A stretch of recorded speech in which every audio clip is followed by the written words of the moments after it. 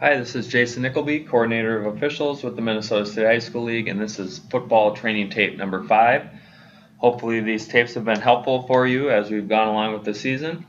We'll look at a couple more plays again this week. Remember, these tapes aren't meant to pick on any one official or crew or team.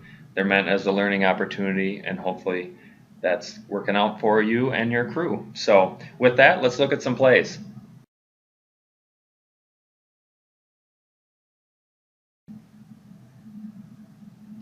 On this first play, we'll have third down and short at the 24, and we're going to have a play action pass. And the line of scrimmage officials will hold the line, and the back judge is in excellent position to rule. Very good patience. I just wanted to show this play as a good example of what we want. We just want to make sure that the receiver crosses the goal line with possession, doesn't drop it too quick, and the back judge does a great job here of being patient, allows him to cross the goal line, gives it a couple second count, and then goes up with it. So just very well done mechanically, good coverage by the crew.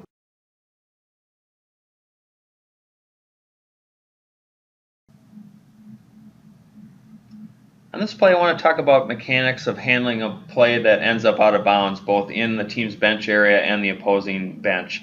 In this case, the play develops to the line judge's side.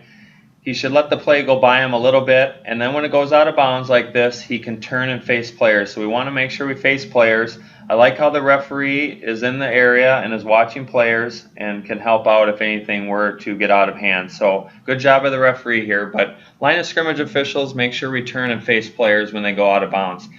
And then as soon as they all clear the bench area, then we can turn and face back towards the middle of the field.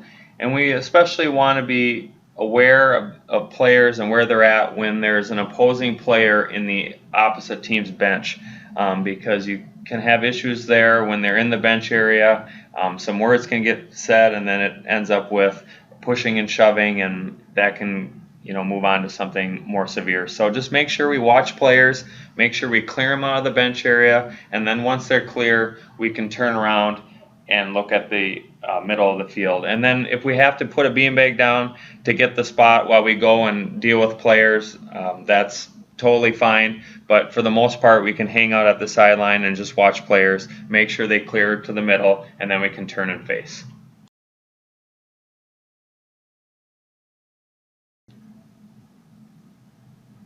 I wanted to show this play because it's fairly routine in nature, but these kind of plays can catch us off guard and we can get in trouble if we're not ready for them. So we have a shovel pass in this case. The officials, properly so, shut it down, and we have an incomplete pass. Now, one thing I'll say, umpires, make sure that we really wait on calling incomplete, because sometimes we can't see how the ball comes out of the hand of the quarterback, so we want to let the referees make that decision. So unless you're 100% sure, you got to stay out of it and just let it play out and let the referee come in and wave it off as incomplete. And then another thing to consider is sometimes if the quarterback hands the ball forward to a running back and tries to hand it to him and he misses and it hits the ground, you would have a forward pass in that case and an incomplete pass. And that's pretty unusual, but it could happen, and we want to make sure that that doesn't catch us off guard or catch us napping. So fairly routine play, handled well by the officials, but I just want us to be aware of the possible pitfalls if we fall asleep.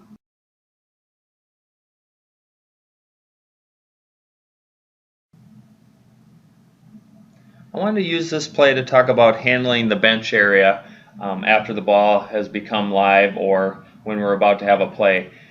In this case, we have a clean sideline. You can see the white is vacant of all coaches and players, and the head linesman has room to work, which is great. That means he's been working with them the whole game, and good job by the team of doing that. And obviously in this play, he gets bumped into a little bit, which means he needs that extra room. So great job by the head linesman and the crew of having that white. That's what we need. That's our area to work. And if we don't have that area, he could get seriously hurt if he runs into somebody. So good job by the crew.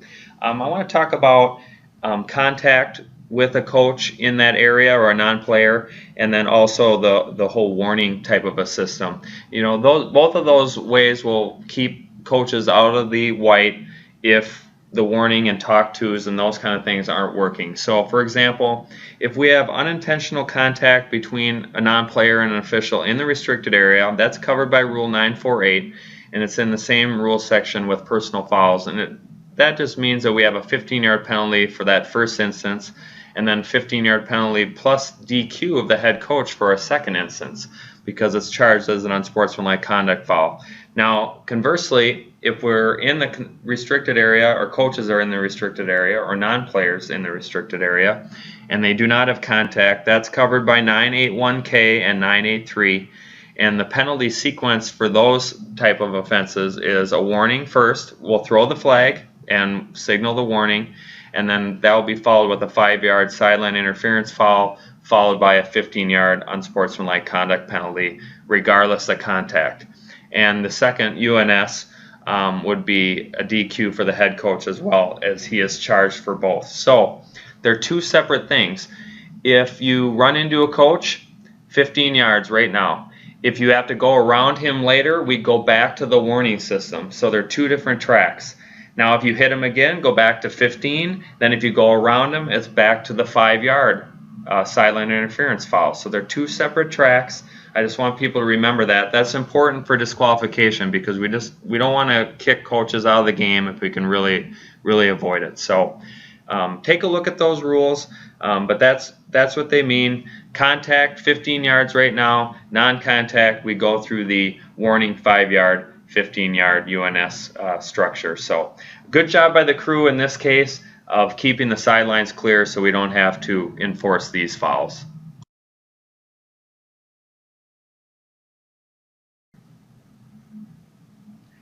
On this play, we're going to have a long pass into the end zone, and we're going to have a real tight catch at the sideline, and we have excellent communication by the short wing, great hustle. He gets down there, makes the call at the pylon. Tough play in the sideline, does a great job with it, and then communicates with his back judge as well. So great job by the crew, really tough play. This is the kind of play that would go to replay at every level, and it would stand at a minimum. It's really tight. Great job by the crew. Makes the best decision they can make. So great work by them. It's really a great play by number 5. So he should get all the credit in the world for having the awareness of where he should be. Just mechanically, this is a tough one if we're holding the line like we're doing this year. That's a tough play. But unless we're way down there by the pylon to start the play, like a field judge or side judge would be, we're going to have to make our best guess with 5 guys. And I think this crew did a nice job handling this play. Now, back judges, when the quarterback rolls out to that one side, we can pretty much guess that he's not going to throw back against his body. So we want to be working our way down the end line towards that pylon. That way we might be able to help a little bit more than we did in this play. But that's really the only thing I would change in this play, besides holding the line maybe a little bit longer. But overall, just great judgment. Let the kid make a great play, and we have good mechanics and then good communication. So nice job by the crew.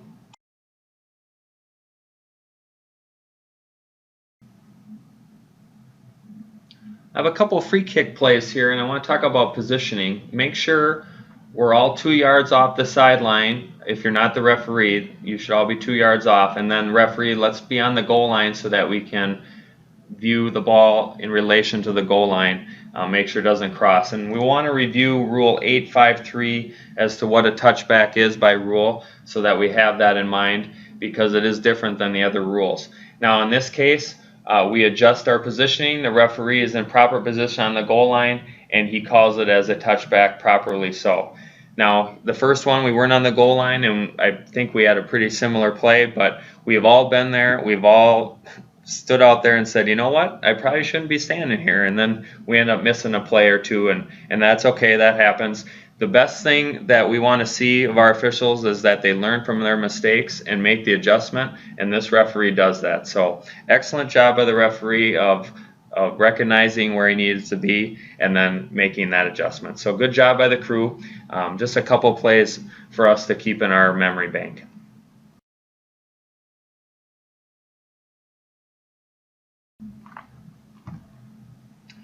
I want to use this play to talk about forward pass interference, specifically defensive pass interference, and just the restrictions that are involved in that type of play. So remember, back judges, we're going to have a little bit more responsibility now that our line of scrimmage officials are holding the line, although as soon as the ball is passed, they're going to come down. So they might be able to help you with this, but for the most part, on a longer pass, back judges are going to be on an island. The back judge is in excellent position here to rule, but we want to be able to get to a place where we can see that arm bar, and you can see he reaches in and holds his arm down prior to the ball arriving. So that is a pass interference foul that we would want called. It's not bang bang. We want to stay away from bang bang. So the contact and then the ball arriving about the same time, that's something we would want to pass on. But if it's an arm bar, a hold while the ball is in the air, playing through the back, early contact, those kinds of things, we would want those called as pass interference fouls. And remember, this year with the rule change, face guarding is allowed. There has to be contact for defensive pass interference to be called. So we're in good position here, but just visualize, put it in a category. That way you can say it's a foul, it's a foul, it's a foul, and then put the flag down. So good positioning. We just gotta see that contact and then visualize and then make the call. So good work by the crew in that regard as far as positioning to try to see the play. Good plays again this week. Hopefully they're helping out. Have a great game on Friday night, and we'll talk to you next week.